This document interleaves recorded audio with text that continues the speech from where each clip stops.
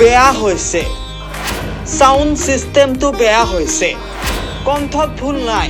ভুল সাউন্ড সিস্টেমত অকমান সাউন্ডটো দীপুৰ লগতে কিয় এনে হয় দীপুৱে নভবাকৈ হৈ গ'ল সাউন্ড সিস্টেমৰ ভুল ভবাই নাছিলো মোৰ দৰে তোমাৰ বুকুৰ অসমৰ অধিকাংশ যুৱকৰ ক্ৰাছ এগৰাকী কণ্ঠশিল্পী তেওঁ আন কোনো নহয় দীপলিনা ডেকা মৰমতে দীপু বুলি মাতে বহুতেই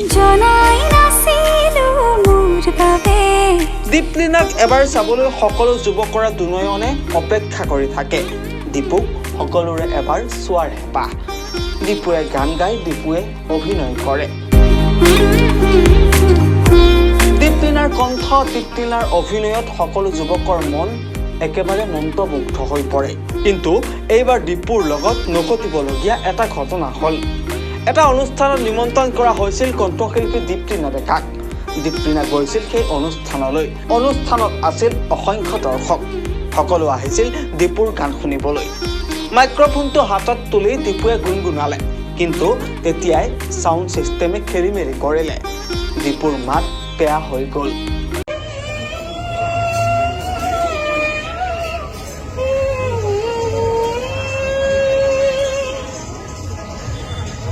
নমস্কাৰ অকমান সাউন্ডটো এই ভিডিঅ'টো সামাজিক মাধ্যমত বৰ্তমান সময়ত চৰ্চাৰ কেন্দ্ৰবিন্দু হৈ পৰিছে দীপলিনা ডেকাই অনুষ্ঠানত গীত পৰিৱেশন কৰাৰ মাজতে দীপলিনাৰ কণ্ঠ বেয়া হোৱাক লৈ চৰ্চা চলিছে সামাজিক মাধ্যমত কিন্তু সঁচাকৈ জানো দীপলিনাৰ ভুল হ'ব পাৰে এয়া দীপুৰ ভুল নহয় এয়া ভুল হৈছে সাউন্ড সিস্টেমৰ সাউন্ড সিস্টেম বেয়াৰ বাবে দীপলিনাৰ মাতটো এনেকুৱা হ'ল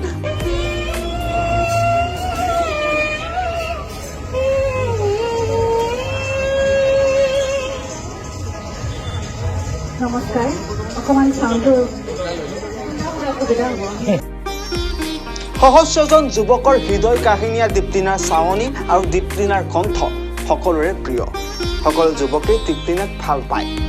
আৰু সেই দীপুৰ লগতে কিয় বাৰে বাৰে এনেকুৱা হয় সঁচাকৈ দীপলিনাই ভবাই নাছিল যে দীপলিনাৰ লগতেই এনেকুৱা হ'ব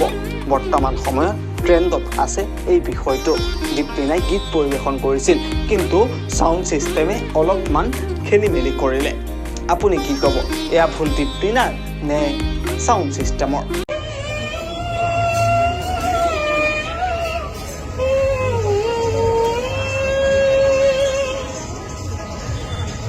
নমস্কাৰ অকমান সাউন্ডটো